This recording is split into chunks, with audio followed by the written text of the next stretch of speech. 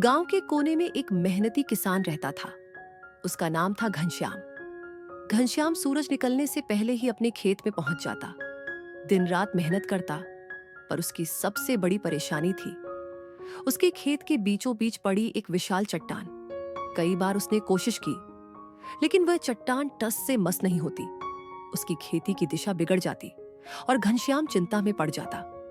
खेत के सामने ही उसके मित्र हरिराम की चाय की दुकान थी। हरिराम देर से दुकान खोलता, जल्दी बंद कर देता और अक्सर घनश्याम का मजाक उड़ाता। वह कहता, भाई, इस चट्टान से लड़कर क्या मिलेगा? जितना भगवान ने देना है उतना तो देगा ही। पर घनश्याम चुप रहता। वह मन ही मन सोचता, मेहनत से बड़ी कोई पूंजी नहीं। एक दिन गांव के बुजुर्ग उधर से गुजरे। उन्होंने घनश्याम को चट्टान से जूझते देखा और कहा, बेटा, हार मत मानो। जब तक सांसें चल रही हैं, कोशिश जारी रखो।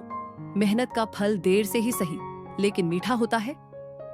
ये बातें घनश्याम के दिल में उतर गई। उस दिन से उसने ठान लिया, चाहे जितनी मेहनत लगे, यह चट्टान हटाकर रहूंगा। दिन गुजरे, हफ्ते गुजरे, महीने बीत गए। घनश्याम रोज चट्टान को धकेलता। हथेलियां छिल जाती, शरीर थक जाता, लेकिन उसका हौसला नहीं टूटता। हरिराम बैठा मजाक उड़ाता, पागल हो गया है तू, ये कभी नहीं हिलेगी। पर अब घनश्याम को किसी की बात से फर्क नहीं पड़ता था। आखिर एक दिन घनश्याम ने देखा कि चट्टान हल्की सी हिल गई है। यह छोटी सी जीत उसके लिए सबसे बड़ी प्रेरणा बन गई। उसने और उत्साह से मेहनत शुरू कर दी। महीनों की अथक कोशिशों के बाद वह दिन भी आया जब चट्टान पूरी तरह हट गई। जैसे ही चट्टान हटी, सबकी आंखें फटी रह गईं। उसके नीचे छिपा था सोने का कलश। घनश्याम ने उस कलश से मिले धन का उपयोग अपनी खेती बढ़ाने में किया।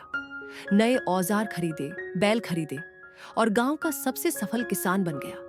लेकिन उसने घमंड नहीं किया, बल्कि अपने खेतों की पैदावार से पूरे गांव की मदद की।